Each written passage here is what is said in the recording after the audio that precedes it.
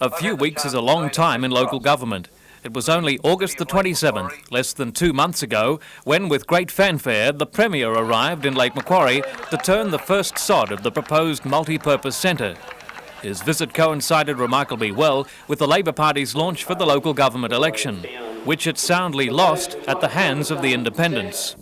Today the site is undeveloped and looks like staying that way for a long time yet.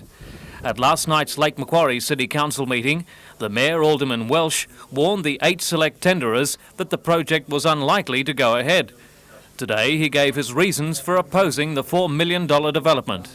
I believe that the independents will vote against it. So the proposed centre has no future here? I don't think so. Why is that? I believe the costs were too exorbitant. I think it would have cost the ratepayers too much in the initial cost and also in the ongoing cost, the running costs of the centre. How much will it have cost the council if you stop the project right now? I believe in the vicinity of $300,000 to $500,000. That's a lot of money too. Yes, but when you look at it as opposed to the $2 million or $4 million or whatever amount it was, I think it may be justifiable. An interim option available to council is the upgrading of this Masonic Hall in Bullaroo, which stands next to the Lake Macquarie Administration Centre. The upgrading could be paid for by bicentennial money, but that money has to be spent by the end of next year, or it could be in doubt. Well, I believe they're in problems with their Darling Harbour project. I believe that they really run out of funds down there and they'd be happy to get ours back. But I also believe that Lake Macquarie deserves that $1 million, and regardless of the Darling Harbour project, I think we should still get it.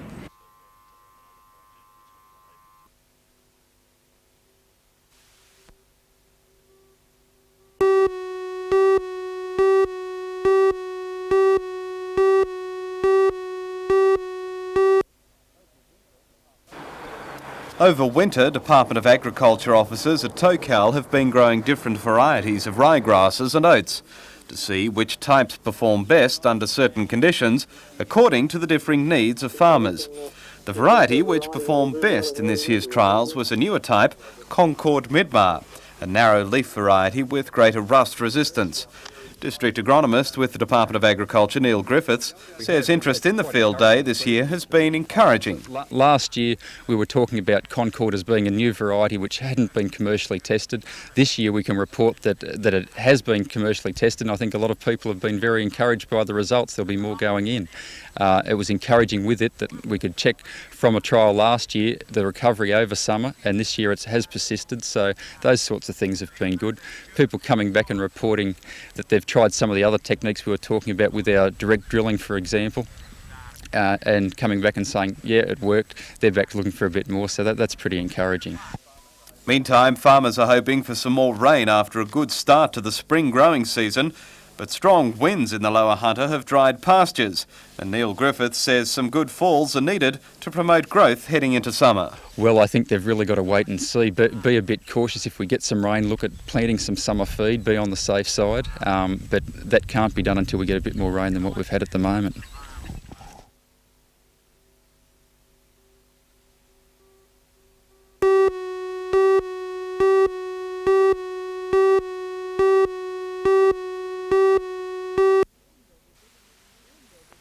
During their visit, engineers have inspected Shortland Electricity's $23 million administration centre at Wallsend. The centre houses a $600,000 telephone network installation, which links all Shortland County Council's Hunter Valley offices. The system features call distributor techniques which reduce the number of operators required and caller delays. The distributor is one of only 4 in the country. A similar one will be used in the new Parliament House. The technical conference is designed to increase engineers' awareness of technical changes in the industry and has focused on several issues, including portable earthing equipment and environmental assessment. Environmentally, engineers face several problems. The problem that seems to be looming as a large issue at the moment is one of electromagnetic radiation, and we have had discussions on that issue. Also, each person sees the environment differently in how it affects him. The removal of trees, for instance, is one that people don't like to see. Shortland have been fairly progressive in that area, in that they've put in new cabling systems which allow them to run cables through the trees and not allow the lopping or removal of trees within the streets that they serve electricity through. With the electromagnetic radiation issue, Mr Pinkerton says there is a perceived link between power lines and the risk of cancer. He says electricity authorities are trying to allay public concern, as he says extensive reports show there is no risk.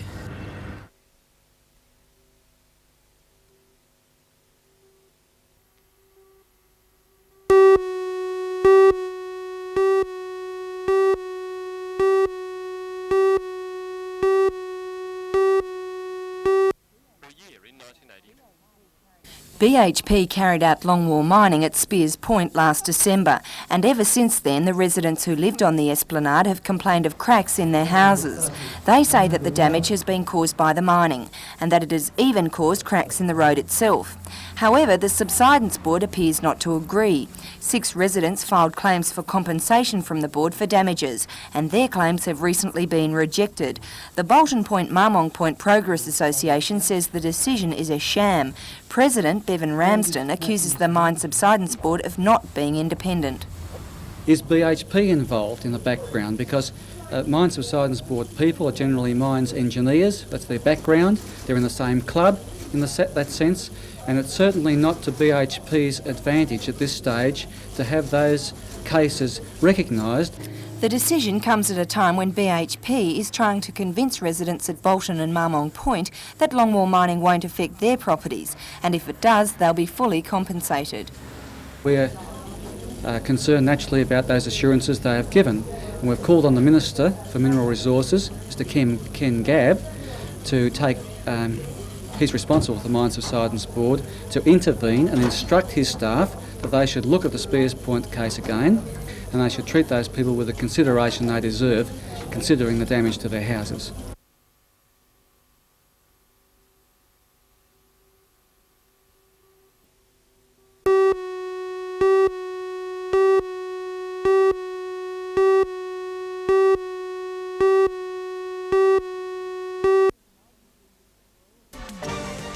Tonight we'll bring you the story of plans for a boutique brewery in Newcastle. The brewery will cater particularly for tourists and will serve beers that have local names such as Nobby's Pale Ale and Miner's Black Ale. For all the news, join us tonight at 6.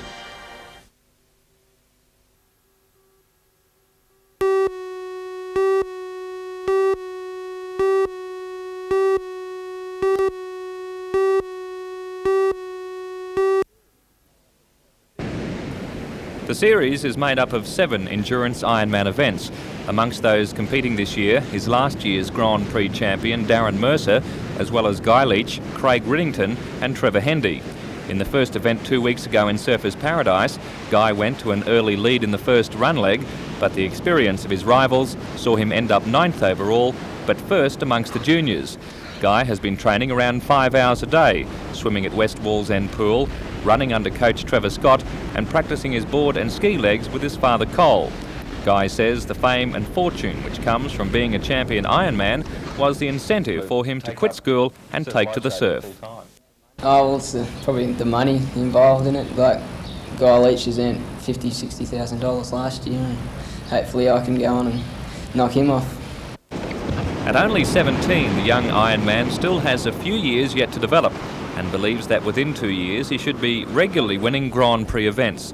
Besides his tender age, Guy is also disadvantaged by having to train alone. Most of his experienced rivals move to the warmer climate of Queensland during winter and use each other as training partners. On my own it's hard, like 5 or 6 hours a day. It's on your own all the time. It's a bit cold, lonely out there, but I'll get through there. Guy's next assault on the world's top Ironmen will be in race 2 of the Grand Prix series Sunday week at Allura. He says he should do well, being better prepared than the first event 2 weeks ago at Surfers Paradise.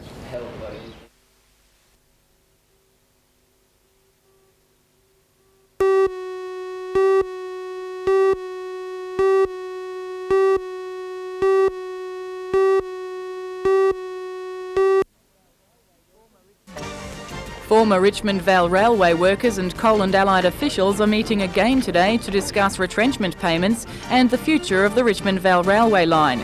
We'll bring you a full report on that tonight. For all the news, join us tonight at 6.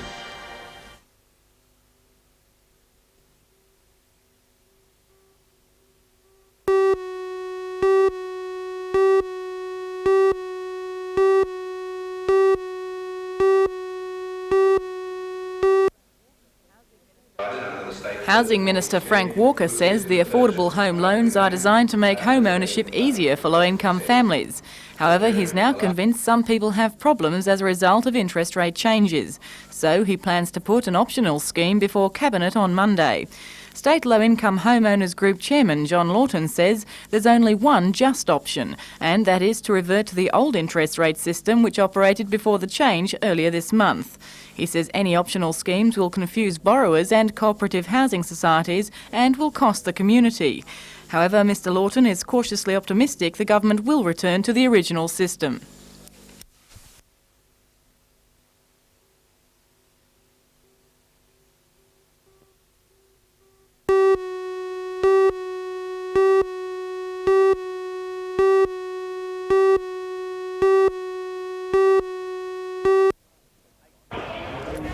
Eight teams are taking part in the marathon, with each side expected to get through at least 15 games before play comes to an end tomorrow.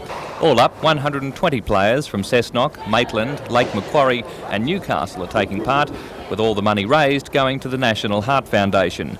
Organisers say they expect to raise around $3,000, with 20% of that going to the Royal Newcastle Hospital's Cardiac Care Unit. The marathon event is the first of its kind in Newcastle, with the public welcome to lend moral support. A bonus for the players will be the changeover to daylight saving early tomorrow morning, meaning the round-the-clock marathon will be 23 hours, not 24.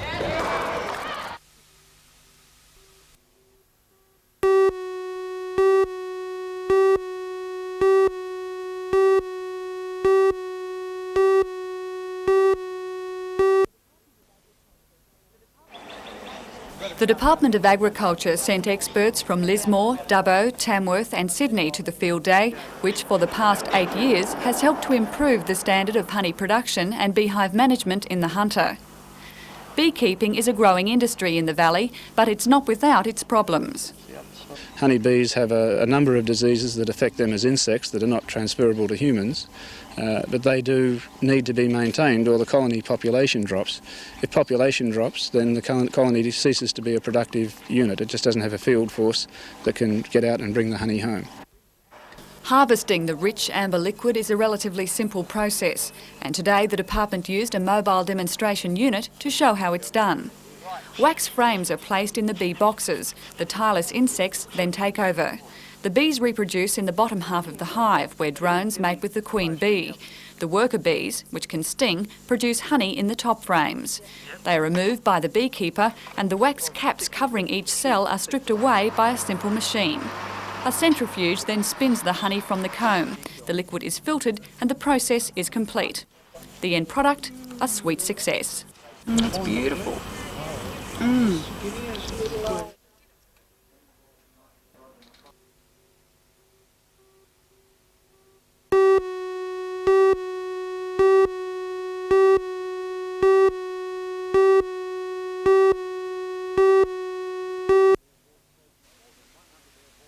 More than 100 Air Force personnel from New Zealand and 100 from the 75 Mirage squadron based at Darwin have descended on Williamtown for the 3-day exercise with the Australian Navy. The operation is being coordinated by the Williamtown Air Base and its advanced radar facilities. These are being used in conjunction with tracking equipment employed by the Royal Australian Navy. 4 ships have been steaming up the Central Coast today, 40 nautical miles to sea. The attack force, made up of New Zealand Skyhawks, Mackies and a P3 Orion, have been trying to attack the fleet. Australia's 10 Mirages and the local squadron of Hornets are defending the Australian Navy. By all reports, without the Hornets' independent early warning facilities, it would not have been an even match. How realistic does it get out there? Quite realistic. Yeah, as far as the strikers are going, the New Zealand A4s just here with us and the Mackies are fighting as hard as they can to try and get through the defence towards the target. and the Mirages and Hornets are working as hard as they can, tied in with the ground radars to try and stop them, so it's quite realistic. The aircraft aren't just out there racing around having fun, they are trying to meet certain objectives, and we quite critically assess their performance at the end of each flight.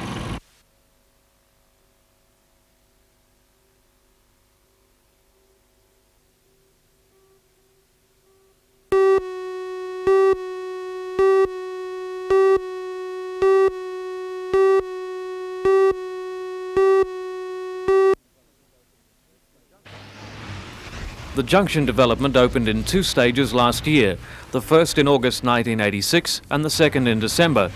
The major tenant is a Coles New World supermarket, one of the largest in Australia, with floor space exceeding 4,800 square metres.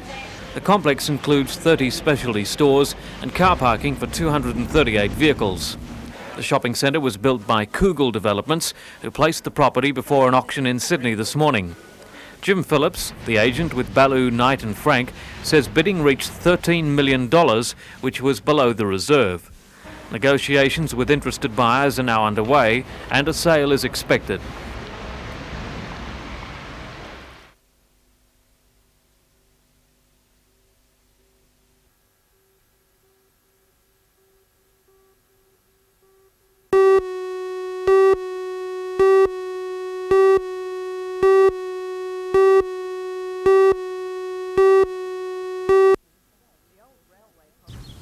The old railway cottage at Scone was built in 1875. The State Rail Authority wants to demolish it, but some locals want it restored. Scone Council is accepting submissions until November the 13th and will decide the future of the cottage 3 days later. However, the SRA has already begun removing lead around the ridge capping from the roof. Residents say the SRA is preempting Council's decision. The Council says the old slate roof could now collapse. When deciding the cottage's future, Council will consider the dangers of leaving the building as it is. It says it hasn't got funds to restore the cottage and youths gathering there could be hurt by broken glass or floorboards. Meanwhile, the SRA has impounded the removed roofing materials. Council has ordered they be retained until a decision is made. The Council has also asked the SRA to show cause why legal action shouldn't be taken for undertaking the work without Council consent. Asked why the SRA began removing parts of the cottage, Divisional Engineer Graham Offerins refused to comment, but said no further demolition will occur until Council makes its decision.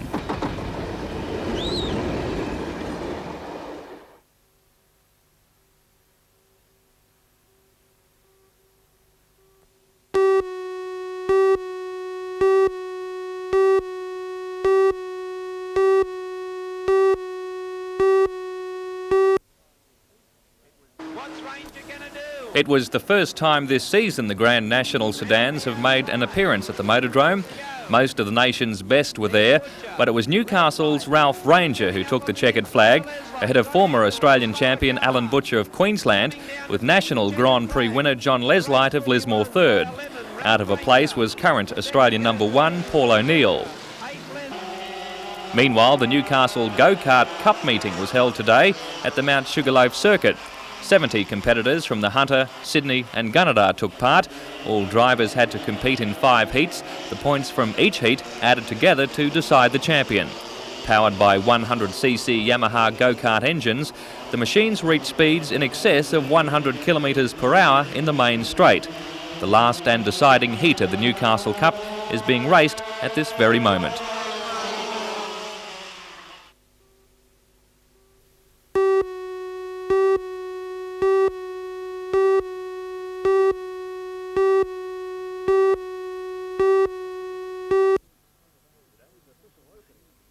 Today's official opening of the Hunter Valley Training Company's new Trade Skills Centre in South Maitland's historic railway workshop was an occasion for many to recognise the achievements of this apprentice scheme.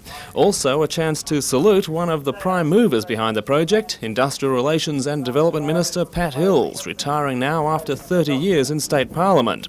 Since the company was formed 6 years ago by the State Electricity Commission and local business people, it's become a model for group apprentice schemes across the state.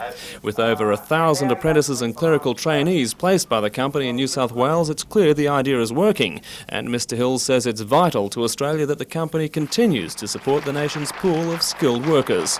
If we're going to be competitive with overseas countries, we don't only have to do the basic skill training that we're doing here at the Hunter Valley Training Company, but we've got to become involved in high tech so that young people who do training here can carry on and develop their skills even further. Also today, an announcement that the company would become involved in the placing of engineering postgraduate students from Asia for training periods of up to 1 year as extras on building projects. Company Chairman Milton Morris says universities and colleges are already selecting students, but how will training overseas tradespeople help Australia's international position? I think it probably helps us because of their need in their companies to buy Australian products and to buy Australian expertise in some fields, and that is where the assistance will come into Australia.